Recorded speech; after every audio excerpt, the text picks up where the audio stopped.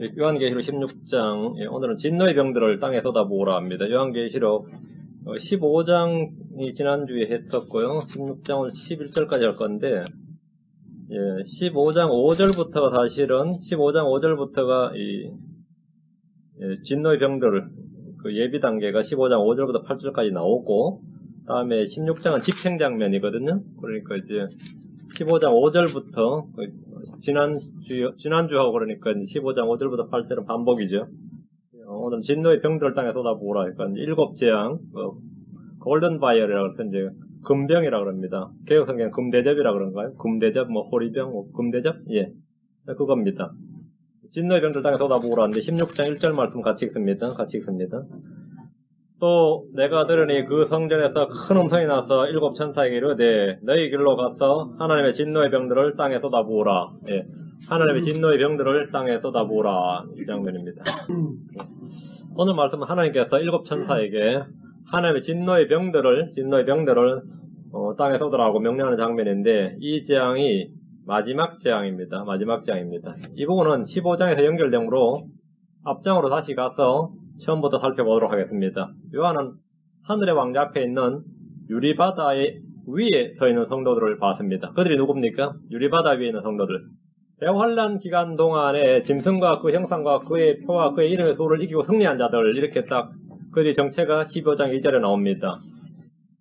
이미 우리는 계시록 7장에서 이들을 본 적이 있습니다. 계시록 7장으로 하셔서 한번 같이 비교합시다. 계시록 16장은 계시록 8장하고 비교를 하고요. 계시록 15장은 계시록 7장하고 비교를 하면 됩니다. 계시록 7장 9절. 계시록 7장 9절. 해보면, 이 일뒤에 내가 보니 보라, 아무도 능히 셀 수 없는 큰 무리 곧 모든 민족과 족속과 백성과 언어에서 나온 큰 무리가 흰 예복을 입고 손에 종려나무 가지를 들고 왕자 앞 어린양 앞에 섰어. 큰 무리가 흰 예복을 입고 여기 나오죠. 이들이 누구였습니까? 이들은 유대인이 아니죠. 왜 그러면 모든 민족과 족속과 백성과 언어에서 이렇게 출처가 나오니까 유대인들이 아닙니다. 온 세상에서 나온 큰 무리들입니다. 근데 요한은 이들이 누구인지를 몰랐습니다. 그렇죠? 요한은 이들이 누구인지를 몰랐어요.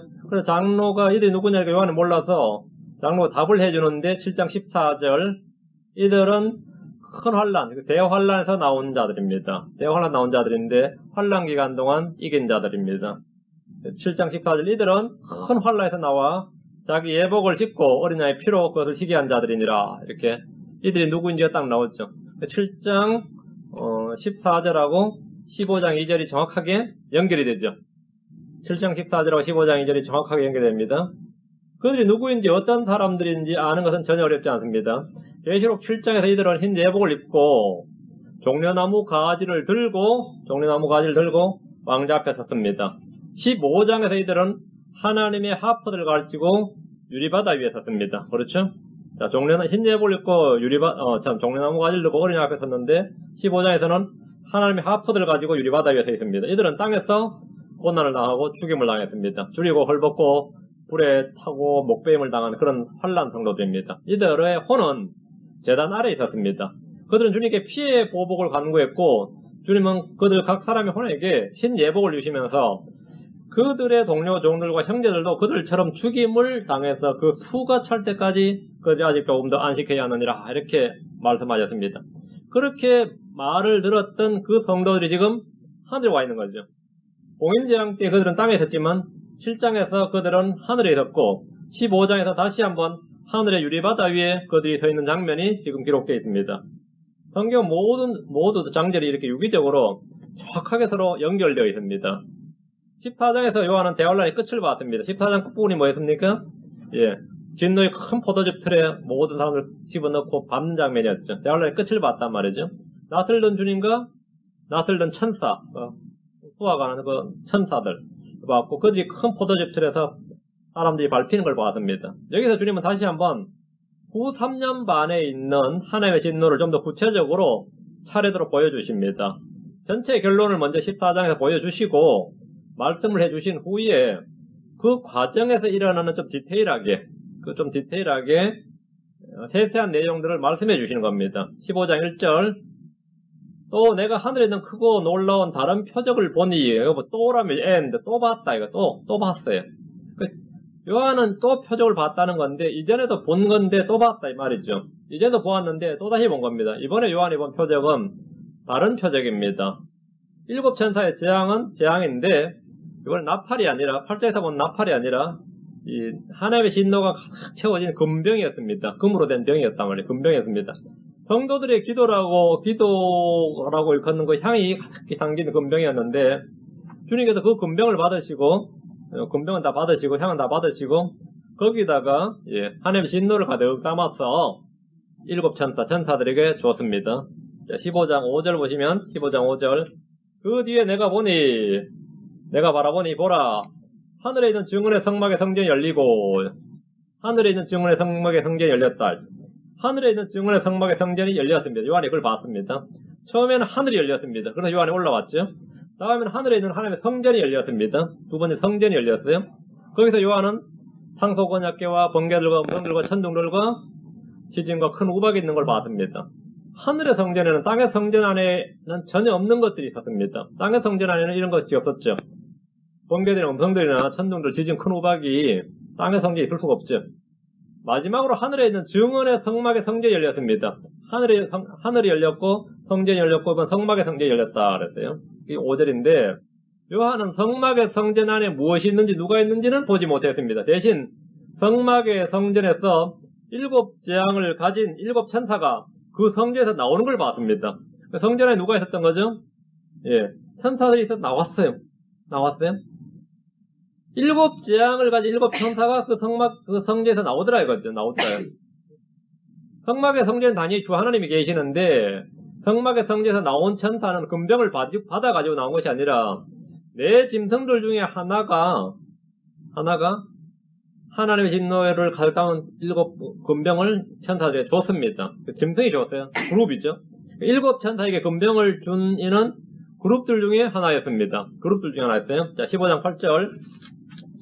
그 성전이 하나님의 영광과 그분의 권능으로부터 나오는 연기로 가득 차매 7천사 7재앙이 이루어질 때까지 아무도 능히 그 성전에 들어가지 못하더라. 이 장면을 구약에서 이미 본 대언자가 있습니다. 구약에서 성전에 연기가 가득 찬 걸 본 대언자가 있어요. 누굽니까? 이사야 6장으로 갑니다. 그럼 대언자 이사야겠네요.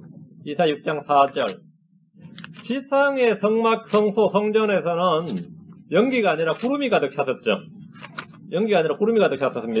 하늘의 성전에서는 연기가 가득 찼습니다. 이사야 6장 4절입니다. 이사야 6장은 대언자 이사야가 하늘에 있는 하늘의 하나님 성전에서 봤어요. 환상으로 본 겁니다. 이사야 6장 4절. 거기 보면 그 외치는 자의 음성으로 인해 뭉게둥들이 흔들리며 그 집이 연기로 가득하더라. 연기가 나오죠. 연기로 가득하더라. 이 연기는 영광의 구름이라 불리기도 합니다. 주님의 임재와 함께하는 구름인데 시내산에서 백성들 앞에 보였고 주의 성막에서 보였고 성전이 봉헌될 때 보였습니다. 하나님의 집에 주의 영광이 가득하여 제사장들이 능히 섬기지 못하더라 할 때 보인 게 바로 이 성막의 연기입니다. 이 성막의 구름이었습니다. 열왕기상으로 갑니다. 8장 10절 11절. 열왕기상 8장 10절 11절입니다. 열왕기상 8장 10절 11절.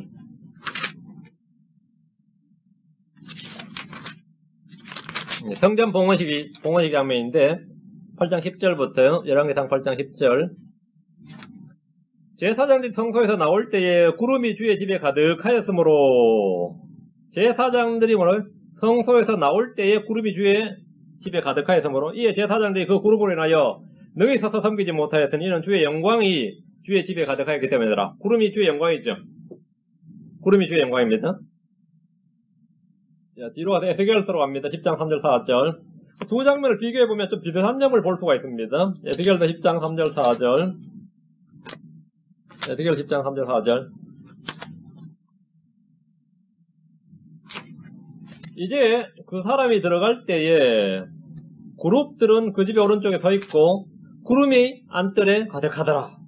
그때 주의 영광이 그룹을 떠나 위로 올라가 그 집의 문지방에 서니 그 집은 구름으로 가득하여 뭐로 가득하다고요? 구름으로 가득하여 뜰은 주의 영광의 광채로 가득하고 구름으로 가득하여 영광의 광채로 가득하여 했습니다. 구름과 영광, 주의 영광입니다. 땅에서 보인 주님의 영광은 구름으로 나타났습니다. 하늘에서는 연기로 나타났습니다. 하늘에서 연기로 나타났습니다. 땅의 성전은 구름으로 가득 찼고 하늘의 성전은 연기로 가득 찼다 이 말입니다. 하늘의 성전은 연기로 가득 찼는데 구름이나 연기는 이 자연 현상이 아닙니다. 주의 영광을 나타내는 겁니다. 하나님의 영광과 그분의 권능으로부터 나오는 연기 이렇게 분명히 15장 5절에 15장에 딱 이렇게 정의가 되어 있습니다. 15장 8절에 그 성전이 하나님의 영광과 그분의 권능으로부터 나오는 연기. 연기가 어디서 나온 거라고요? 나무가 탈 때 나온 게 아니라 영광으로부터 나왔다. 그분의 권능으로부터 나왔다. 이렇게 주의 영광의 발현이죠. 영광의 광채가 발현되는 겁니다. 자, 8절 다시 보면 일곱 천사의 재앙이 이루어질 때까지는 아무도 능히 그 성전에 들어가지 못하더라. 이래 됐습니다. 일곱 재앙이 이루어질 때까지는 이랬죠. 일곱 천사의 재앙이 이루어지는 때가 언제입니까? 일곱 천사의 재앙이 이루어지는 때가 언제냐? 그때까지라고 딱 시간을 한정해 놨어요. 이미 앞에서 우리는 이 말씀을 살펴봤습니다. 앞으로 가서 계시록 10장 7절, 계시록 10장 7절, 또 16장 17절. 일곱째 천사가 음성을 내는 날들에 즉 그가 나팔을 불기 시작할 때 하나님 신비가 그분께서 자신의 종 대언자들에게 밝히 드러내신 것 같이 이루어지리라, 이루어지리라, 이루어지리라. 이루어질 때까지 그랬죠. 이루어질 때까지라는 말이 이루어지리라 이때까지. 일곱 천사가 일곱 번째 천사가 나팔을 불 때 그때가 바로 일곱 천사의 재앙이 이루어지는 거죠.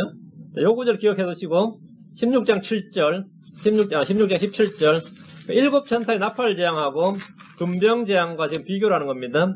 16장 17절 일곱째 천사가 자기 병을 공중에 쏟아부으며 큰 음성이 하늘의 성전에서 왕자로부터 나서 이르되 뭐라고요? 다 이루어졌도다 하더라. 그렇죠? 자, 일곱 번째 천사의 나팔 소리에도 다 이루어지고 일곱 번째 천사의 금병이 쏟아부을 때도 it is done, 다 이루어졌도다 합니다. 다 이루어졌도다. 이게 언제까지냐면 일곱 번째 천사가 나팔을 불던 금병을 그때가 다 이루어지는 시기예요. 일곱째 천사가 뭘 하는 때가. 그렇죠? 자, 이건 마음에 기억해 두시고, 하늘의 성전에서부터 하늘의 성전에서 왕자로부터 다 이루어졌도다라는 한 음성이 나오는데, 요한계시록에서 그 일곱째 천사가 하는 일곱째 천사가 하는 것은 예언의 완성 또는 종결점에 있는 천사입니다. 그 천사는 종결점에 와 있는 천사예요. 주님께서 다 이루어질 때까지란 말씀이 바로 종결점인데, 거기가 일곱째 천사가 나팔을 불든지 금병을 쏟아붓든지 일곱째 천사가 뭐 하는 때입니다. 우리 주님은 십자가에서 다 이루었다 하고 돌아가셨습니다. 소물 거두셨습니다. 다 이루었다. 속죄사역의 완성입니다. 그렇죠? 속죄사역의 완성이고 주님께서는 두루마리 책에 자신에 관하여 기록된 걸 이루러 오셨는데 그거를 다 이루었다는 뜻입니다. 그게 다 이루어졌다는 뜻이고 속죄사역의 완성이고 일곱째 천사가 나팔을 불 때 또 일곱째 천사가 자기 병을 공중에 쏟아 부을 때 이 세상의 왕국들이 주의 그리스도의 왕국들이 됨으로써 하나님의 뜻이 다 이루어집니다. 그러니까 하늘에서 이루어진 것 같이 땅에서 이루어지다 할 때 우리 주기도문 할 때 있죠. 그게 바로 이겁니다. 하늘에서 이루어진 것 같이 땅에서 이루어지다 할 때 이게 다 이루어졌다는 말입니다. 다 이루어졌다는 거죠. 그러나 이것이 전부가 아닙니다. 한 번 더 있습니다. 계시록 21장 6절 다 이루어졌다오다 이 말씀은 한 번 더 있습니다. 계시록 21장 6절 또 내게 이르시되 다 이루어졌도다. 난 알파 오메가의 시작과 끝이라. 내가 목마른 자에게 생명수의 샘에서 값없이 주리라. 또 내게 이르되 다 이루어졌도다. 21장은 만물이 새롭게 되는 장면으로서 새하늘과 새 땅이죠. 새하늘, 새 땅, 새 예루살렘이 나온단 말이죠. 그 21장이 새하늘, 새 땅, 새 예루살렘에 관한 말씀인데 왕자에 앉으신 분께서 모든 것을 새롭게 하노라 하시면서 5절에 보면 만물을 내가 모든 것을 새롭게 하노라 하니 요때 모든 것을 새롭게 하노라 이것이 다 이루어지는 시점이죠. 이게 바로 다 이루어졌도다 라고 말씀하시는 장면입니다. 다 이루어졌도다. 자, 그러니까 속죄사역의 완성이 다 이루어졌도다 한 번. 그리고 땅의 왕국이 이 세상 모든 왕국이 주와 그리스도의 왕국이 되는 것이 한 번. 그것이 다 이루어졌도다. 다음에 모든 만물이 다 새롭게 되는 것. 그때가 다 이루어졌도다. 성경에 3번 나옵니다. 3번 다 이루어졌도다 언급되는데 요까지 이제 기억을 해두시고 이제 오늘 본문으로 갑니다. 1절입니다. 16장 1절입니다. 또 내가 들으니 그 성전에서 큰 음성이 나서 7천사에게 이르되, 지금 성전에서 7천사 이야기가 계속해서 15장부터 연결되어 있기 때문에 지금 나오는 겁니다. 그 성전에서 큰 음성이 나서 7천사에게 이르되, 너희 길로 가서 하나님의 진노의 병들을 땅에 쏟아라 부으라. 성전에서 무슨 음성이 났어요. 하나님이죠. 천사들 왕자 눌려있던 짐승으로부터 진노가 가득히 담긴 금병들을 받았습니다. 성전은 주의 권능과 영광으로부터 난 연기가 가득해서 아무도 다시 들어갈 수가 없는 그런 상태입니다. 그 성전에서 큰 소리 나서 말하기를, 너희 길로 가서 하나님의 진노의 병들을 땅에 쏟으라. 어디 쏟으라? 땅에 쏟으라. 땅에 쏟아부으라. 이제 마지막 재앙이 시작됩니다. 이것은 후 3년 반에 있는 재앙입니다. 우리는 앞에서 재앙들을 보았는데 특징이 있습니다. 재앙들의 특징은 뭡니다? 계시록 8장으로 갑니다. 계시록 8장과 계시록 16장의 유사한 게 굉장히 많기 때문에 좀 계속해서 왔다 갔다 할 겁니다. 계시록 8장 7절, 9절, 10절, 11절, 12절 이 구절들에서 공통의 한 단어가 있습니다. 거기다 공통의 한 단어를 빨리 지금 찾아내세요. 계시록 8장 뭐죠? 나팔을 가진 천사들이 있는데 공통적인 단어, 공통적인 한 말씀이 있습니다. 한 말씀이 뭡니까? 8장 7절, 9절, 10절, 11절, 12절에 계속해서 반복되는 한 말씀 3분의 1이죠. 3분의 1. 예, 나팔을 부는데 나팔을 부니까 재앙의 결과가 어떻게 되죠? 3분의 1이에요. 7절에 보면 나무의 3분의 1이 타죠. 8절에는 바다의 3분의 1이 피가 되고 9절에는 바다의 생명 3분의 1이 죽고 9절에는 바다의 배들의 3분의 1이 부서집니다.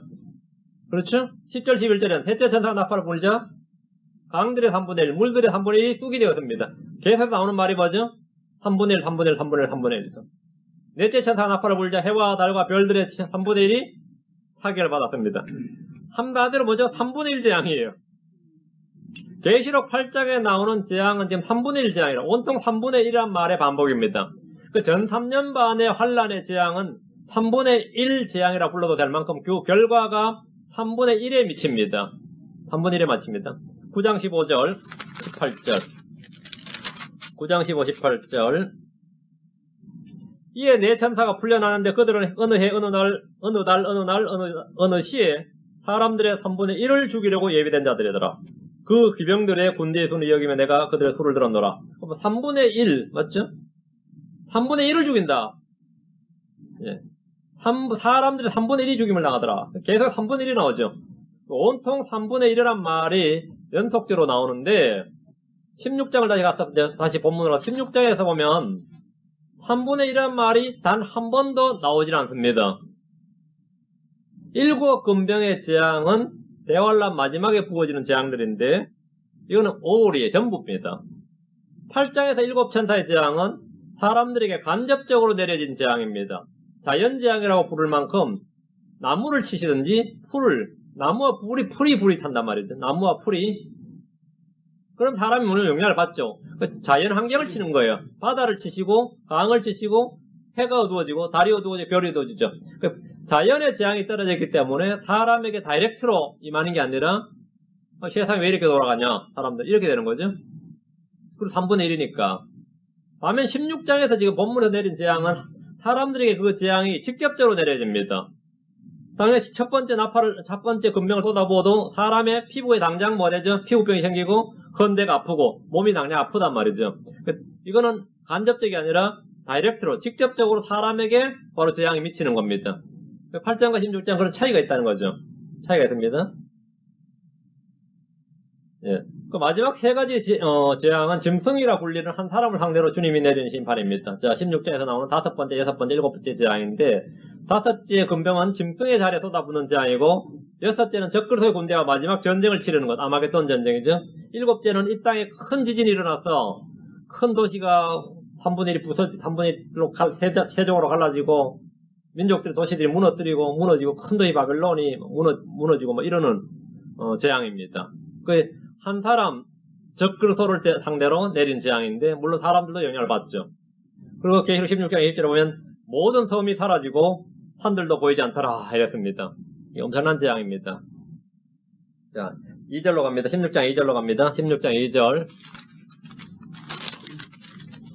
16장 2절. 네. 16장 2절입니다. 첫째 천사가 가서 자기 병을 땅에 쏟아 부음에 짐승의 표를 가진 사람들과 그의 형상에 경배한 자들에게 악취가 나며 몹시 아픈 데가 생기더라. 첫째 천사가 성전에게 계신 주의 음성을 따라 가서 자기 병을 땅에 쏟아 부었는데, 이 구절은 시점을 가늠할 수 있도록 해준 겁니다. 시점이 언제죠? 짐승은 대환란 중반에 자신을 경배하고 섬기도록 합니다. 맞죠? 대환란 중간에. 16장의 재앙은 모두 다 후 3년 반에, 그것도 마지막 시점에 짧은 기간 동안 쏟아질 재앙입니다. 첫째 천사가 부은 병의 그 대상이 누굽니까? 짐승의 표를 가진 사람들, 그의 형상에 경배한 자들을 심판하는 재앙이었단 말이죠. 짐승의 표를 이미 받은 상태란 말이에요, 사람들이, 그죠? 그러니까 이걸 후 3년 반에 있는 일이란 말이죠. 당연히 상식적으로, 맞죠? 시점을 딱 가늠할 수 있잖아요. 첫째 천사가 금병을 쏟아 부었던 시점이 언제라는 거죠? 예. 이 땅의 사람들이 대부분 다 뭘 받았다? 예, 짐승의 표를 받은 상태란 말이죠. 그럼 그 전에 뭐가 있었어요? 계시록 13장에서 바다에서 올라온 짐승이 하나 있었고 땅에서 올라온 짐승이 있었죠. 바다에서 올라온 짐승이 적글소라고 그랬고 땅에서 올라온 짐승이 우리가 거짓 대언자 이렇게 말하죠. 땅에서 올라온 짐승이 큰 표적과 권능을 행하면서 사람들에게 이 짐승의 형상을 만들게 하고 경배하게 하고 짐승의 표를 받게 했습니다. 그렇죠? 그 시점 이후라는 거죠. 그 시점 이후입니다. 이때 천사들은 하늘을 날면서 뭐 했습니까? 큰 음소로 이 땅에 사는 사람들에게 경고를 했습니다. 계시록 14장 9절 10절. 앞으로 다시 가서 계시록 14장 9절 10절 11절. 하는 일이 뭐였습니까? 셋째 천사가 그들을 뒤따르며 큰 음소로 이르되 만일 누구든지 그 짐승과 그의 형상에 경배하고 자기 만에나 손 안에 그의 표를 받으면 바로 그 사람은 하나님의 진노의 포도주 곧 그분의 경로의 잔에 섞인 것이 없이 부은 포도주를 마시리라. 그가 거룩한 천사들 앞과 어린 양 앞에서 불과 유황으로 고통을 받으리니 그들의 고통의 연기가 영원 뭉터로 올라가는도다. 짐승과 그의 형상에 경배하는 자들과 그의 이름에 표를 받는 자는 누구든지 낮이나 밤이나 안식을 얻지 못하는도다. 이런 경고가 주어졌습니다. 이런 경고가 주어졌어요.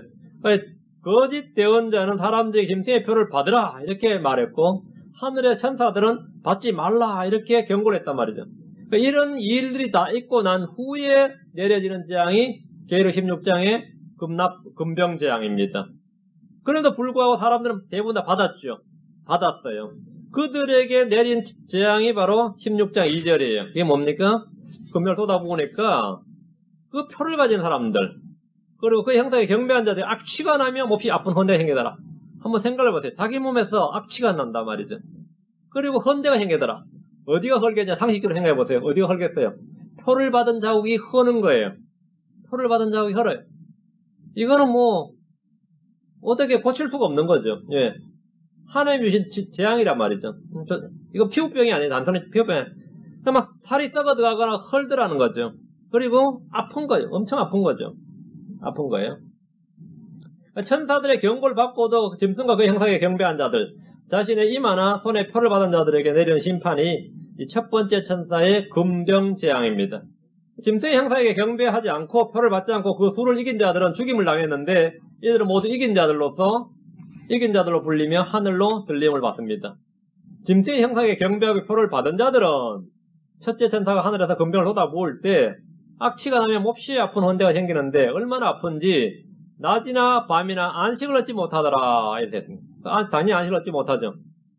잠이 안 오는 거죠. 잠을 못 자는 겁니다.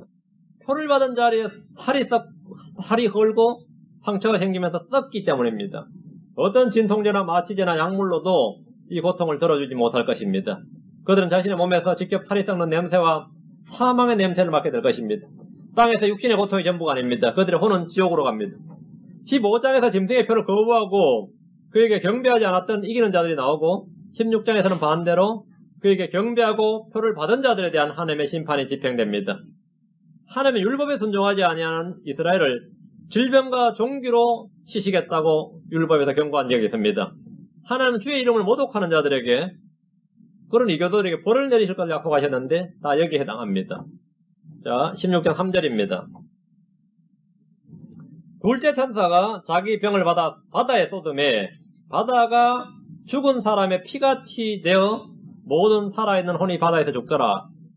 자, 잘 읽으셔야 됩니다. 피가 되어가 아니고 피같이 되어입니다. 피같이 되어. 예. 이전에 나팔재앙 때는 바다의 3분의 1이 피가 되었고 3분의 1이 죽었습니다. 계시록 8장에서는. 금병재앙에서는 바다가 죽은 사람의 피같이 되어서 모든 살아있는 혼이 바다에서 죽습니다. 5대양에 모든 바다가 피같이 되었다. 모든 살아있는 혼이, 그래서 모든 살아있는 혼 할 때는 짐승도 포함됩니다. 짐승에도 혼이 있다. 이걸 알 수 있죠. 짐승에도 혼이 있다. 모든 살아있는 혼이 다 죽는다는 것은 알기 어려운 사실이 아니라 좀 믿기 어려운 사실입니다. 믿기 어려운 사실이죠. 죽은 사람의 피같이 되어, 이래서 죽은 사람의 피, 한 사람의 피가 아니에요. 죽은 사람의 피같이 되어란 말씀은 이게 생혈이 아니라 사혈인데 붉은색이 아니라 검은색이 되는 거죠. 바다의 피는 붉은색이 아니라 검은색이 될 겁니다. 검푸른 바다의 물이 검붉은 바다의 물이 되어버린 겁니다. 피는 응고가 되죠. 죽은 사람의 피는 응고가 되죠. 피가 응고가 되면 물고기들이 호흡을 할 수가 없게 되고 배는 항해할 수가 없게 됩니다. 바다에서 죽은 고기들은 사람들이 양식이 될 수가 없습니다. 완전히 오염된 상태입니다. 지금도 해마다 우리는 강이나 바다에서 이 수십만 마리, 수십만 마리의 고기들이 떼죽음을 당하는 걸 가끔 볼 수 있습니다. 그러면 이게 페놀, 오염수가 들어갔나 보다 이런 걱정을 하죠. 대환란 때는 이와 비교할 수 없는 것입니다. 재앙을 쏟아부었는데 이 바다에 대체 무슨 일이 발생했는지 바다가 검푸른 바다가 아니라 검붉은 바다가 되면서 다 죽는 겁니다. 보니까 이제 성경 아는 사람들이 별거 아니지만 이건 진짜 엄청난 재앙입니다.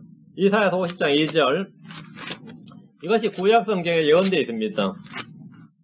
이사야서 50장 2절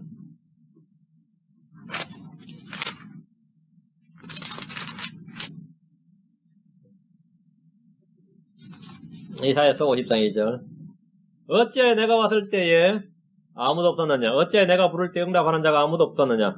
과연 내 손이 짧아져서 구속하지 못하겠느냐? 내게 건져낼 능력이 없느냐? 보라!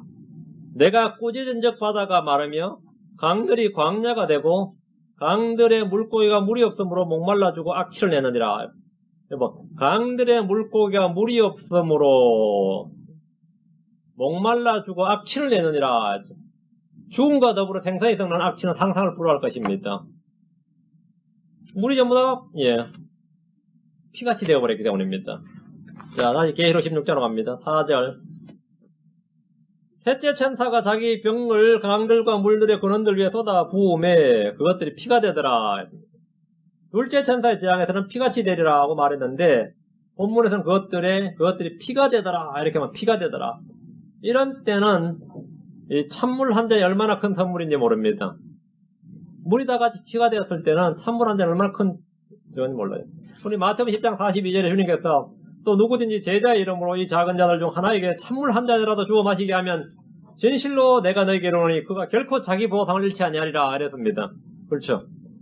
찬물 한 잔 대접하면 주님께서 자기 보상을 잃지 않는다 그랬는데 이 시대에 우리가 누가 찬물 보상하면 찬물 한 잔 주면은 물 먹으란 말이냐 이렇게 되겠지만 진짜 가뭄에 떠는 사람 아니면 완전히 갈증에 떠는 사람에게 찬물 한 잔은 이거는 금과도 바꿀 수 없는 겁니다. 이게 대환란 때 안 갔죠. 지금 그 이야기를 주님께서 대환란 때 줄이고 목마른 성도들에게 베푸는 은혜에 대한 보상을 말씀하신 것입니다. 대환란 때 온 세상에서 모든 창조물에게 복음을 선포할 때 찬물 한 잔이라도 주어서 그들에게 마시게 하는 자는 그가 보상을 잃지 아니하리라 말씀하셨는데 민족들의 심판 때 받는 보상입니다. 그 말씀입니다. 마치 침례요한 때처럼 믿고 침례를 받는 자들은 이 왕국공을 듣고 믿고 침례를 받는 자들은 다 구원을 받습니다. 이 구절을 이전에 셋째 천사의 나팔과 비교를 하면 그때는 3분의 1의 재앙이었다 그러죠. 3분의 1의 재앙이었습니다. 하늘로부터 큰 별이 떨어져서 강들의 3분의 1과 물들의 3분의 1이 뭐가 됐다 그러죠? 쑥이 됐다 그러죠. 쑥이 됐다. 계시록 8장에서는 쑥이 되어서 사람들이 죽었습니다. 그 물을 마신 자는 죽었어요. 금병장에서는 일부가 아니라 지금 전부입니다. 세상 어디에도 물이 없어요. 피밖에 없습니다. 이 재앙이 얼마나 지속될지 몰라도 많은 사람들이 죽게 될 겁니다. 강에도 피, 호수에도 피, 우물에도 피, 수돗물을 틀었는데 그것도 피. 그런 세상을 단 며칠만 살아라 그래도 살 수 있겠습니까? 그 며칠만 산다 그래도 말씀을 도저히 믿을 수 없는 사람들은 이런 구절 읽을 때 아, 이건 상징이다, 비유다, 묵시다, 이런 소리를 하면서 이 본문을 거부를 합니다. 아, 그럴 리가 있냐? 그런 세상, 그런 때가 올 리가 있냐? 그런 일이 있을 수가 있느냐? 그런 일이 얼마든지 있을 수가 있습니다. 역사적으로도 이미 있었죠. 이집트에서 있었단 말이죠. 사람들이 본문을 믿지 않는다고 해서 이건 상징이다, 문학적 비유다, 뭐 별별 소리를 다 한다고 해서 기록된 사실이 달라지지는 않습니다. 광야로 도망간 유대인들은 42개월 동안 복을 받는데 42개월 동안 물이 있어야죠. 광야에서. 물이 있어야 된단 말이죠. 주님께서 하시는 말씀이 10편 60편 8절에 보면 모압은 나의 씻는 그릇이라 이렇게 말했습니다. 모압은 나의 씻는 그릇이라 와시팟이라 그랬어요. 와시팟이라 그랬으니까 모압이 바로 이 물을 공급하는 공급처가 되는 겁니다. 성경 말씀이 하나하나가 아주 절묘하게 연결되어 있습니다. 계시록 다시 16장 5절 6절입니다.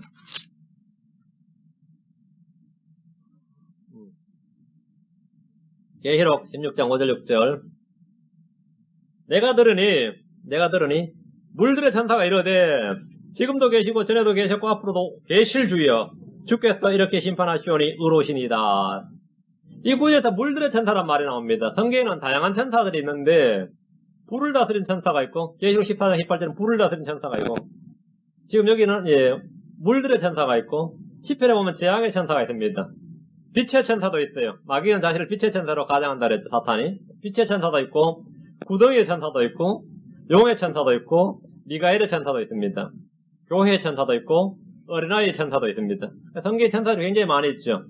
물들의 천사는 물들을 피로 변하게 하는 천사로서 셋째 천사가 자기 병을 강들과 물들의 근원들 위에 쏟아 부을 때 그것들이 피가 되게 하는 천사입니다. 그 천사입니다.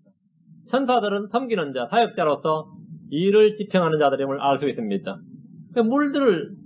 물들의 천사가 바로 이 일을 한 겁니다. 5절에서 물들의 천사는 물들을 피로 변하게 한 후에 피같이 변하게 한 후에 이것이 주의 심판임을 분명히 알려줬습니다. 모세는 이집트에서 물을 피로 변하게 한 적이 있습니다. 8장에서 나팔재앙 때는 3분의 1의 물이 쑥이 되어 마시는 자들이 죽었는데 마지막으로 물들은 피가 되어서 사람들이 죽임을 당하게 됩니다. 계시록 6장으로 갑니다. 10절 11절 계시록 6장 10절 11절 그들이 큰 음성으로 외쳐 이르되고 거룩하고 진실한 주여 주께서 땅에 거하는 자들을 심판하사 우리 피에 대한 원수를 갚아주지 아니하시는 일이 얼마나 더 지속되리까 하더라. 그분께서 그들에게 각각 흰 예복을 주시며 또 그들의 동료 종들과 형제들도 그들처럼 죽임을 당해 그 수가 찰 때까지 그들이 아직 조금 더 안식해야 한다고 그들에게 말씀하시더라. 그렇죠? 이들의 기도에 대한 응답이 지금 집행되는 심판들입니다. 물의 천사는 땅에 있는 물들을 피로 변하게 한 후에 이것이 주의 의로운 심판이다 이렇게 선포했습니다. 제단 아래에 있던 혼들은 모두 하늘로 올라갔습니다. 그들은 종려나무 가지를 들고 왕자 앞에 섰고 하프를 들고 수정 같은 유리바다 위에 섰습니다. 얘들이 모두 저 하늘로 들림을 받은 후에 이 땅에 있는 심판의 7천사가 받은 진노의 군병으로 마지막 재앙입니다. 다시 16장으로 갑니다. 다시 16장 6절 말씀, 다시 6절 말씀, 16장 6절 그들이 성도들과 대언자들의 피를 흘렸으므로 주께서 그들에게 피를 주어 마시게 하셨사오니 그것이 그들에게 마땅하나이다 하더라. 주님께서 물들을 피로 변하게 하신 것은 그들이 성도들과 대언자들의 피를 흘렸기 때문입니다. 피에는 피로 보응하시는 율법대로 주님의 심판이 집행된 것입니다. 주님께서 사람들에게는 원수를 직접 갚지 말라고 하셨어요. 그 원수는 어떻게 갚으신다? 주님이 갚아주신다고 말씀하셨습니다. 우리 크리스천들은 율법을 들고서 눈엔 눈, 이에는 이런 것을 외칠 필요가 없습니다. 원수 갚는 것을 내게 맡기라고 말씀하셨어요. 그렇죠? 네. 주님께서 그대로 실천을 하신다는 거죠. 그대로 집행을 하신다는 겁니다. 근데 우리가 아는 대로 이 사람이 피를 마시는 일은 어느 시대나 금지된 법입니다. 주님은 노아에게 육식을 허락하시면서 피는 먹지 말라 이렇게 하셨습니다. 창세기 9장에 피는 먹지 말라, 피채 먹지 말라. 율법에서도 피를 먹는 일을 엄히 금하셨는데 피를 마시는 자마다 그 혼은 끊어진다고 했습니다. 피를 먹지 말라. 율법에 금했고 신약교에서도 사도행전 15장에서 보면 죽게로 돌아오는 이방인 신자들에게 피는 먹지 말라. 이 피를 먹지 말라는 것은 율법 이전이나 율법 아래서나 이 은혜 아래서나 다 동일한 법칙입니다. 피는 뭐냐? 레위기 17장입니다. 11절, 14절. 이런 구절은 좀 정확하게 항상 암송, 구절 자체를 못해도 여기 있다는 건 외워놓으셔야 됩니다. 레위기 17장, 11절, 14절. 현대과학이 밝히지 못한 내용 중에 하나가 이겁니다. 그리고 우리 주님께서 피를 주신 이유를 말씀하셨고, 피가 무엇이냐, 이걸 말씀해 주셨는데, 이는 육체의 생명이 피에 있기 때문이니라. 피는 육체의 생명이 피에 있다 그래서 육체의 생명이 피에 있어요. 혼이나 영은 아닙니다. 육체의 생명입니다. 피는 육체의 생명이에요. 내가 피를 너에게 주어 제단 위에 뿌려 너희 혼을 위해 속죄하게 하였느니 피가 혼을 위해 속죄하느니라. 피는 뭐라고요? 혼을 위해 속죄하는 겁니다. 혼의 속죄는 말이죠. 농작물로 되지 않습니다. 땅에서 나는 농작물로 되지 않고 피로 됩니다. 피로. 피가 혼을 위해 속죄하느니라. 12절, 14절. 이는 피가 모든 육체의 생명이기 때문이라. 피의 정의가 뭐죠? 모든 육체의 생명. 피는 생명이에요. 육체의 생명이다. 육체의 피는 육체의 생명을 위한 것이니라. 그러므로 내가 이스라엘 자손에게 말하기를 너희는 어떤 육체의 피든지 먹지 말라 하였나니 모든 육체의 생명은 그 육체의 피인지요. 육체의 생명 이퀄 육체의 피. 피는 생명. 딱 정의가 나오죠? 누구든지 피를 먹는 자는 끊어지리라 했습니다. 피를 먹는 자는 끊어지리라. 누구든지 피를 먹는 자는 끊어지리라. 이렇게 말씀하셨습니다. 피에 생명이 있다는 사실은 이제 한국 사람들도 알았고 아프리카 토인들도 알고 있기 때문에 저희 시골에서도 보면 말이죠. 생해를 먹는 사람이 가끔 있었어요. 위험천만한 일입니다. 돼지를 잡는 날 보면은 이 돼지 정맥을 따서 맞죠? 그거 먹는 사람 제가 본 적 있고 노루피 먹는 사람도 본 적 있고 사슴피 먹는 것도 제가 본 적이 있습니다. 야, 진짜 끔찍하더라고요. 어린 마음에 봐도. 근데 그걸 먹은 사람이 부끄럽지 않나? 본능적으로. 근데 그렇게 안 하고 야, 그걸 먹었더니 내가 겨울에 감기 한번 안 걸렸다 이렇게 간증을 해요. 그러면 나머지 양심이 약했던 사람들이 어떻게 되죠? 용기를 얻어가지고 다음 게 나도 먹어봐야지 이렇게 생각을 해요. 그 거짓 증언이죠. 제가 볼 때는 거짓 증언인데 그걸 먹었더니 그렇게 내가 건강해졌고 막 겨울에도 뭐 내복도 안 입었는데 땀이 나더라 뭐 이런 식으로 간증을 해버린다고. 저 실제 그걸 들었거든요. 그러면 도저히 그걸 먹을 수 없는 사람들이 다음에는 자신의 건강을 위해서 마시게 되죠. 그런 걸 위험천만해. 그 피에 얼마나 많은 병균들이 있는지 모릅니다. 특히 그런데 불구하고 어느 민족이나 이 피를 먹는 적이 있죠. 피를 먹는. 주님께서 이걸 엄히 금지하셨습니다. 예, 피는 육체의 생명이다 이거죠. 육체의 생명이다. 이런 현대의학이 생명이 무엇인지 규명하기 전에 지금도 이 현대의학에서 뭐 생명을 어떻게 정의하는지 철학에서 종교에서 생명을 뭐로 정의하는지 몰라도 성경이 육체의 생명이 무엇인지를 정확하게 규명하고 있습니다. 그 현대의학이 생명을 규명하기 훨씬 전에 이미 성경에 기록되어 있는 말씀입니다. 육체의 피는 육체의 생명을 위한 것이고 육체의 피는 혼을 위해 속죄하는 것이다. 이렇게. 예수님께서 왜 피를 흘리셨는지 알겠죠? 혼을 위해 속죄하게 한 것이다. 혼을. 주님께서 그런데 지금 다시 계시록 와보면 계시록 16장 6절에서 뭐랍니까? 주께서 그들에게 피를 주어 마시게 하셨다는 일이잖아요. 주께서 그를 피로 변해버렸으니까 사람들이 물이 없으니까 피를 마셔야 된단 말이에요. 그거라도 피를 주어 마시게 하셨다. 이것이 심판입니다.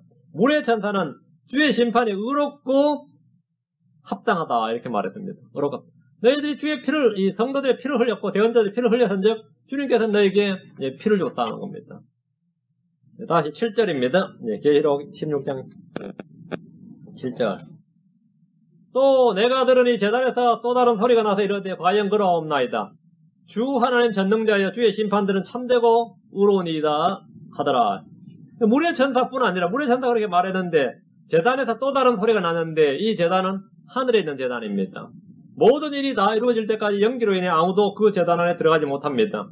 이들은 본래 제단 안에 있던 천사들입니다. 하늘에 있는 제단은 왕자 앞에 있는데 금으로 되어 있으면 금제단입니다. 땅에는 제단이 뭐죠? 놋제단이죠.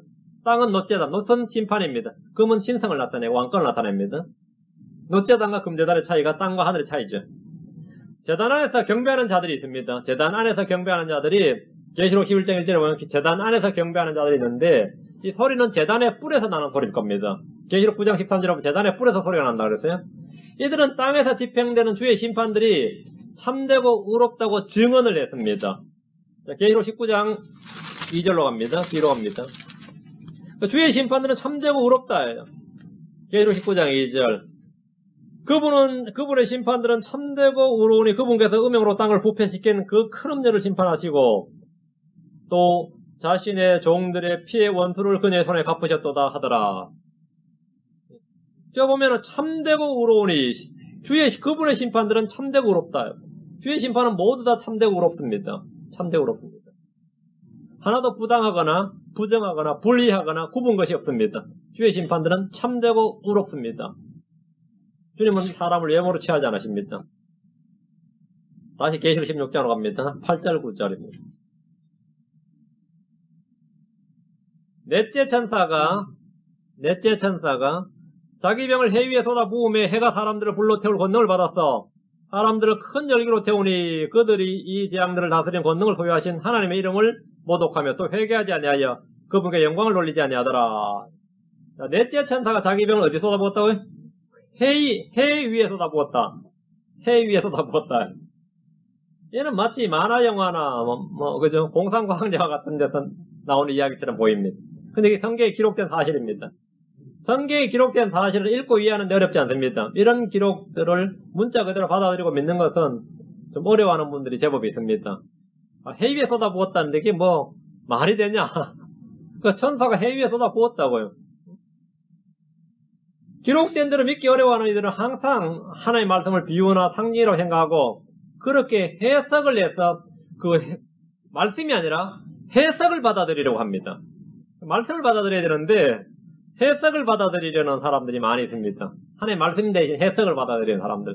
기록된 대로 믿기 어려워하는 사람들은 항상 기록 대신 해석을 믿으려고 합니다. 우리는 그렇게 받아들여서는 안 됩니다. 왜 사람들이 자꾸 성경에 이렇게 많은 문제가 생기냐면 성경이 틀린 것도 성경이 뭐 번역이 잘못됐다든가 잘못된 성경을 틀은 것도 있지만 그 기본적인 이 사람들의 관점이 기록된 말씀 그 자체가 아니라 하여튼 말씀은 그렇게 기록되어 있죠. 이러면 사실은 별 문제 안 돼요. 근데 기록된 말씀은 제쳐두고 누군 그렇게 말 안 했다. 누군 그렇게 주장한다. 이렇게 사람들의 해석을 가지고 말하기 때문에 문제가 생기는 겁니다. 그래서 그렇게 다양한 교파나 종파가 나오고 해석이 나오는 거죠. 침례교에서 이렇게 말하고 장로교에서 이렇게 말하더라. 이런 건 다들 의미 없는 소리예요. 장로교에서 뭐라고 말하든 침례에서 뭐라고 말하든 건 중요한 게 아니고 성경 기록에는 뭐라고 기록되어 있느냐 이게 중요하죠. 뭐라고 기록되어 있느냐 하면 이렇게 8절 9절처럼 기록되어 있어요. 그러니까 이거는 글자 읽을 줄 알면 되는 겁니다. 그게 논쟁이 있을 수 없는 겁니다. 받아들인 건 나중 문제고 기록은 이렇게 되어 있어요. 지금 7 천사는 각자 자기가 받은 병들이 있고 그 병들마다 하나님의 진노가 가득 채워져 있었습니다. 넷째 천사는 땅이 아니라 땅 위에 뭘 쏟아붓는 것이 아니라 하늘의 해 위에다가 자기가 받은 병을 쏟아부었는데 해가 사람들을 불러 태울 권능을 받아서 큰 열기로 태웁니다. 자, 이제 만약 지상에서 천문학자들이 관측한다면 태양 폭발이에요. 이게 흑점 폭발이라 그러기도 하고 태양이 갑자기 폭발하는 거예요. 이제 태양계의 자외선 폭발이라고 말할지 모릅니다. 기상학자들이나 천문학자들을 비롯해서 많은 이들이 오늘 오존층이 파괴가 되고 적외선이 쏟아지면 자외선이 쏟아지면 사람들은 각종 질병을 앓게 된다 이렇게 말합니다. 대환란 때 태양계가 폭발해서 해가 뜨거워지고 햇볕에 사람들이 타서 죽는다는 사실은 놀라운 일이 아닐 수가 없습니다. 자, 이사야 30장으로 갑니다. 26절. 이사야 30장 26절. 이사야 30장 26절. 이건 천연왕국 때 이야기인데 이런 현상과 같은 현상이 대환란 때 잠시 있다는 겁니다. 이사야 30장 26절. 또 주께서 자신의 백성의 찢어진 것을 싸매시고 그들의 매맞은 상처를 치유하시는 날에 달빛은 햇빛 같고, 달빛이 햇빛 같은 밤이 어떻게 되죠? 낮과 같이 되겠네요. 달빛은 햇빛 같고 햇빛은 7배나 되어 7날의 빛 같으리라. 맞아요? 27절. 보라 주의 이름이 그분의 분노로 불타오른 채 멀리서부터 오며 그것의 엄중한 부담이 무겁도다. 그분의 입술은 경로로 가득하고 그분의 혀는 삼키는 불 같으며 여기 그 부분의 혀는 뭐라고요? 삼키는 불같으며 습니다. 그러니까 이 해가 막 뜨거워지는데, 열기가 뜨거워지면 사람들이 이제 타 죽는 거죠. 타 죽는 거예요. 그게 지금 8절 9절 이야기입니다. 9절 이야기예요. 이 말씀은 천년왕국때에 이 땅의 자연환경인데 햇빛은 7배가 된다고 말씀하셨습니다. 그러나 사람들은 천년왕국때 나무로 해를 입지 않습니다. 오히려 땅의 모든 생물이 살기에 가장 좋은 환경이 될 것이고 어느 나라나 최소한 3호작 이상이 가능할 겁니다. 핵무기가 터질 때 그 빛을 본 사람들은 다 눈이 실명을 하죠. 눈이 실명하거나 이 후폭풍이라 그래서 죽거나 또는 뭐 부상을 당하거나 중상을 입습니다. 그 빛에 의해서. 근데 대환란 때 햇빛을 본 사람들이 마치 핵무기 터진 걸 본 것처럼 말이죠. 그 열탄이 강해져서 사람들이 햇빛을 봤는데 죽거나 타 죽거나 치명적인 상처를 입거나 이래 된다는 거죠. 그 직사광선을 피하시오란 말은 제품에 먹는 게 아니에요. 사람들 자신이 이제는 밖에 나가면 안 되는 상태죠. 직사광선을 피하시오요. 이것은 단순한 자연재해가 아닙니다. 이 땅에 사람들이 내린 심판인데 가장 다이렉트 직접적으로 내린 심판이죠. 이때 뭐 만약 뭐 해변에서 뭐 선탠한다고 누워있다가 끝장나는 거죠. 안 그래? 이때는 아주 뭐 그런 짓에다가 완전 끝나는 겁니다. 자, 짐승이 다스리는 세상에 주님께서 이런 심판을 내리시는데 용과 짐승을 경배하는 이 세상 사람들은 뭔가를 느껴야 됩니다. 한번 상상을 해보세요. 왜 우리가 경배하는 자신들이 하나님이라고 믿고 경배하는 자가 예루살렘에 서서 다스리는데 땅은 이렇게 계속해서 재앙이 넘치느냐 말이죠. 왜 우리 이렇게 고생하느냐, 그죠? 아무도 해결을 못하잖아요. 이게 뭐 과학자들이 해결할 수 있는 것도 아니고 종교가들이 해결할 수 있는 것도 아니고 정치인들이 해결할 수 있는 것도 아닙니다. 자신들이 형상을 만들어놓고 경배하는 그 자가 해결해줘야 되는데 그 짐승은 아무런 해결책이 없어요. 거짓된 자도 아무런 해결책이 없습니다. 사람들이 막 죽어나가는데 아무도 해결을 못합니다. 마치 이집트 땅에 내린 주의 심판 때 파라오가 어떻게 할 수 없었던 것처럼 용과 짐승은 이 땅에 자신을 경배하는 자들을 보호하지 못합니다. 그들을 건져내지도 못합니다. 파라오의 술사들이었던 얀네와 얀브레 역시 이집트에 내리는 재앙들을 보면서 아무것도 할 수 없었습니다. 그들은 몇 번 흉내는 내봤는데 백성들에게 이걸 피할 수 있는 길을 내주는지 이 재앙을 뭐 되돌려 놓는다든지 이런 걸 할 수가 없었단 말이죠. 10가지 재앙 중에 단 한 가지도 그들은 막을 수 없었고 그 재앙으로부터 백성들을 보호해 줄 수가 없었습니다. 되돌릴 수도 없었습니다. 마찬가지로 7 천사를 통해서 이 땅에 쏟아지는 재앙들을 막을 수 있는 자는 아무도 없습니다. 아무도 없습니다. 용이나 짐승이나 거짓된 자들은 사람들이 재앙을 당할 때 그들을 속이는 것 외에는 아무런 도움도 힘도 되지 않습니다. 속이는 일에는 아무것도 할 일이 없습니다. 이것이 바로 우상숭배의 헛됨입니다. 우상숭배 헛됨입니다. 뜨거운 해 열기로 사람들이 탈 때 땅에 사람들이 보이는 반응이 뭡니까? 사람들이 보이는 하나님을 모독하더라. 바로 그게 9절입니다. 16장 9절. 사람들을 큰 열기로 태우니 그들이 이 재앙들을 다스리는 권능을 소유하신 하나님의 이름을 모독하며 또 회개하지 아니하여 그분께 영광을 돌리지 아니하더라. 그 재앙이 내릴 때마다 이 재앙이 하나님 때문이다. 하나님 우리를 못하게 보는 것이다. 심판하신다. 이런 것은 어느 정도 알고 있는 것이 분명합니다. 그래서 자꾸 뭐랍니까? 이 모든 것이 하나님 탓이다. 그래서 하나님 욕을 하는 거죠. 아무도 짐승을 모독하지는 않을 겁니다. 아니, 짐승을 모독했다가는 뭐 죽을 테니까. 근데 하나님을 모독해요. 이것이 죄인들의 본성입니다. 심판과 재앙은 죄인들의 마음을 회심시키지 못합니다. 지옥의 불에 타는 죄인들도 결코 자신들의 죄를 회개하지 않고 주 하나님을 모독합니다. 용은 적그리스도에게 자신의 자리와 권능을 놔주었는데 그가 하는 일이 뭐였습니까? 13장 6절. 적그리스도의 주요 사역이 뭐냐 이거죠. 물론 뭐 여러 가지 사역이 있겠지만 제일 큰 사역, 첫 번째 사역이 뭐냐면 하나님을 모독하는 겁니다. 13장 5절에 보면 용이 짐승에게 뭔가 줬습니다. 그렇죠? 뭘 줬어요? 신상 모독한 입을 줬다 그러죠. 그럼 42달 동안 지속할 권능을 줬는데 6절 그가 입을 벌려 하나님을 대적하며 모독하되 그분의 이름과 그분의 성막과 하늘에 가는 자들을 모독하더라. 모독하더라. 이것이 적그리스도가 하는 일이에요. 짐승에게 절하고 경배하는 자들이 하는 일도 동일합니다. 재앙을 당할 때마다 회개하지 않고 이들은 하나님을 모독합니다. 하나님을 모독하더라고요. 주님의 이적과 표적을 보고도 회개하지 않는 도시들에게 주님은 꾸짖으시면서 저주를 선포하셨습니다. 그게 가버나움 고라신이죠.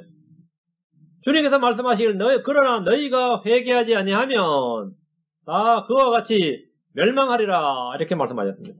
교회가 회개하지 않으면 주님께서는 그 등잔대를 옮기십니다. 음행을 회개하지 아니하면 대환란이 던지십니다. 회개하지 아니하면 재앙을 나고 심판을 받습니다. 회개하라요. 죄인들은 회개하지 않는다는 겁니다. 10절 죄인들은 자신들이 지은 죄 때문에 지옥 가는 것이 아닙니다. 자신들이 지은 죄에 대해서 회개하지 않기 때문에 지옥 가는 겁니다. 그건 오늘날의 어느 시대나 다 마찬가지입니다. 죄 없는 죄인이 하늘로 가는 것이 아닙니다. 회개한 죄인이 하늘로 가는 겁니다. 10절 다섯째 천사가 자기 병을 짐승의 자리 위에 쏟아부음에 그의 왕국이 어둠으로 가득하고 그들이 아픔으로 인하여 자기 혀를 깨물며 자, 다섯째부터 다섯째, 여섯째, 일곱째 이 세 가지는 한 인물에 대해서 재앙을 내린 겁니다. 한 인물 누구? 짐승, 적그리스도라고 불린 짐승입니다. 다섯째 천사는 자기 병을 짐승의 자리 위에 쏟아부었다 이래 됐습니다. 짐승의 자리가 어디죠? 짐승의 자리는 적그리스도의 왕자를 말하며 그의 왕국을 말합니다. 짐승은 하나님의 성전에 서서 자신을 하나님으로 보이는 자인데 우리는 이미 앞에서 이 자의 정체를 살펴봤습니다. 짐승의 표를 받은 자들은 살이 썩고 헌대가 생겼을 뿐 아니라 뜨거운 햇볕으로 살이 탔습니다. 이런 고통 속에서 이들은 하늘의 하나님을 모독하는데 다섯째 천사가 자기 병을 짐승의 자리에 쏟아부음으로 그의 왕국이 어둠으로 가득합니다. 짐승의 왕국 자체가 어둠의 왕국이고 죄악의 왕국입니다. Sinful Kingdom이라고 그랬습니다. 모세가 이집트에서 행한 표적들 중에서 이집트를 어둠의 재앙으로 친 적이 있습니다. 이집트를 어둠의 재앙으로 친 적이 있습니다. 얼마나 어두웠던지 어둠이 감촉으로 느껴질 만큼 만져질 정도였다고 출애굽기 10장에 보면 나옵니다. 출애굽기 10장 20절 23절에 보면 어둠이 감촉으로 만져졌다. 대환란의 끝에 지금 이런 현상이 벌어집니다. 이 어둠이 있는 동안에 사람들은 아무것도 볼 수가 없고 만질 수도 없고 움직일 수도 없을 겁니다. 본문에서 말하는 이 짐승의 자리는 무엇인가? 어디인가? 이게. 국가로는 로마입니다. 자, 계시록 2장 13절입니다. 사탄의 자리, 짐승의 자리는 위치가 지정되어 있습니다. 주님은 버가모 교회가 있는 곳에 뭐라 그러냐면 사탄의 자리가 있는 곳 이렇게 버가모가 사탄의 자리가 있는 곳 이렇게 말씀하셨는데 안디바가 신실한 선교자가 되어서 죽었던 것입니다. 본문을 보십시오. 계시록 2장 13절. 계시록 2장 13절. 내가 내 행위를 알고 또 내가 거하는 곳을 아노니 즉 사탄의 자리가 있는 곳이라. 버가모에 있는 교회가 사탄의 자리가 있는 곳이다 말이에요. 내가 내 이름을 굳게 붙잡고 안디바가 나의 신실한 선교자가 되어 너희 가운데서 곧 사탄이 거하는 곳에서 죽임을 당한 그때에도 어디서 죽었다고요? 사탄이 거하는 곳에서 죽임을 당했다. 사탄이 거하는 곳에서 죽임을 당했다 나오죠? 그때도 나의 믿음을 부인하지 아니하였도다 나옵니다. 예. 그 안디바가 죽은 곳이 사탄이 거하는 곳이다 이렇게 말합니다. 종교적으로 볼 때 짐승의 자리는 로마 캐톨릭입니다. 거짓 대언자는 대환란 때 이 땅에서 교황의 지위를 가질 수 있습니다.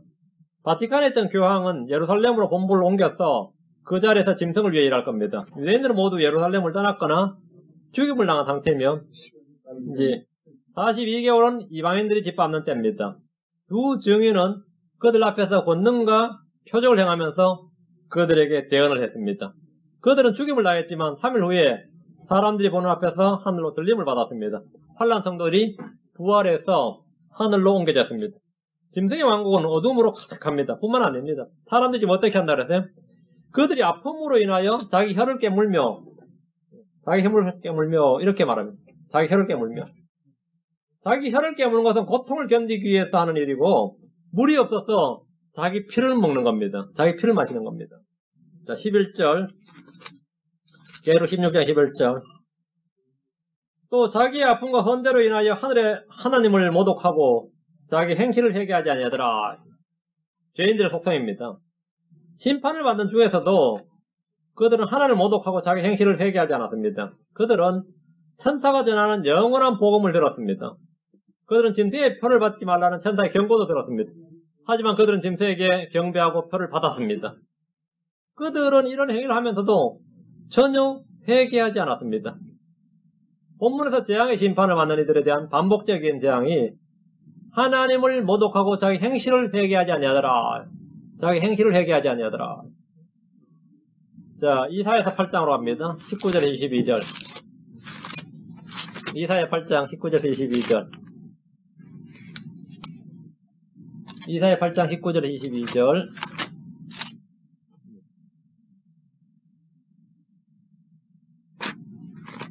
이사야 8장 19절에서 22절입니다.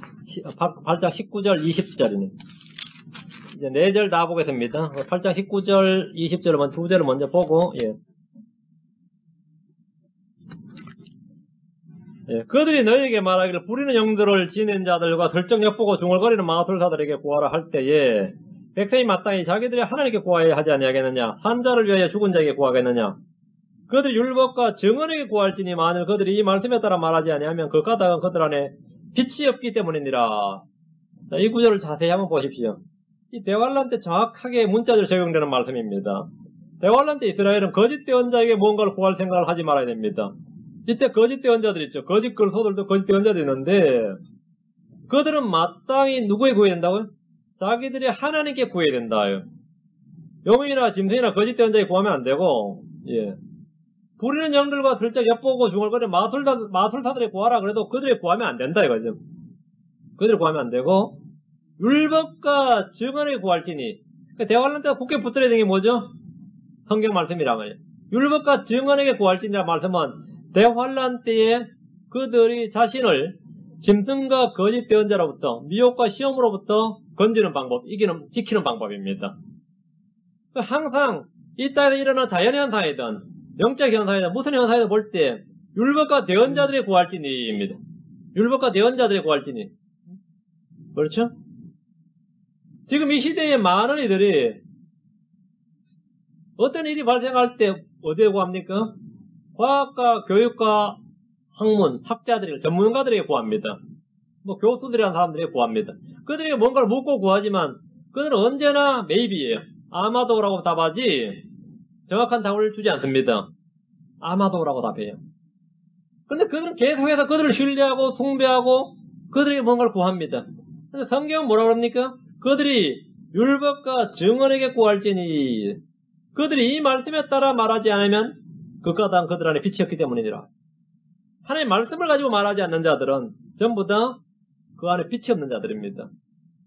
오늘날 많은 목회자들도 마찬가지입니다. 성경을 가지고 말을 못하는 거죠. 그들 안에 빛이 없기 때문입니다. 빛이 없기 때문에. 성경 속에 답이 있습니다. 뭔가를 구하려고 할 때 사람들이 아니라 주님께 답을 구하십시오. 주님, 하나님께 구할지니 자기들이 하나님께 구해야 하지 아니하겠느냐. 율법과 증언에게 구할지니 이렇게 성경 말합니다. 21절 22절 그들이 심히 괴로운 처지에 놓인 굶주린 채로 이 땅을 지나가리라. 그들이 굶주릴 때에 스스로 초조해하며 자기들의 왕과 자기들이 하나님을 저주하고 또 위를 쳐다보며 땅을 바라볼 것이로되 보라 근심과 어둠과 고통의 흑암뿐이리라. 이게 바로 지금 대환란 재앙이죠. 그들이 어둠으로 쫓겨나리라. 주님의 명령대로 광야로 도망가지 못한 자들이 겪는 고통과 어려움입니다. 그리고 이스라엘을 치러 왔던 사람들도 마찬가지 이 고난과 환난을 겪습니다. 그들은 뭐 죽을 맛이죠 사실은. 지금 그게 21절 22절 이야기예요. 이 재앙들이 내릴 때 7 군병 재앙에 내릴 때 이들이 갖는 건 이거밖에 없습니다. 뭐 초조함, 그렇죠? 하늘 저주하는 것, 근심과 어둠과 고통의 흑암. 이게 전부다 말입니다. 근심과 더러움과 고통의 흑암이 그들에게 주어진 보상입니다. 불신의 교도들에게 대환란 때 주어진 보상이고 하나님 믿지 못하는 이스라엘 백성에게 주어진 보상입니다. 적그리스도에게 경배했던 모든 사람에게 주어진 보상이 바로 이겁니다. 근심과 어둠과 고통의 흑암뿐이니라. 그러나 주의 말씀을 듣고 왕국 복음을 선포할 때 왕국 복음을 믿든지 영원한 복음이 선포될 때 영원한 복음을 믿든지 하여튼 복음을 믿은 자들은 주님께서 그들에게 합당한 보상을 주신다. 그러니까 누구에게 보상을 받느냐는 겁니다. 누구에게 보상을 받느냐. 이것이 바로 지금 이 마지막 재앙, 이 금병재앙에서 계속 증언하는 바입니다. 오늘은 이 5번째 재앙까지 하기로 하고요. 예. 6번째 재앙, 7번째 재앙, 이거는 다음 시간에 하기로 하겠습니다. 예. 그리고 나서 이제 또 성경을 보시면 알겠지만 이 마지막 부분에 어떤 설명이 나와요. 그리고 그 다음 장은 그 설명을 더 디테일하게 말해줍니다. 예를 들어 16장 마지막에 뭡니까?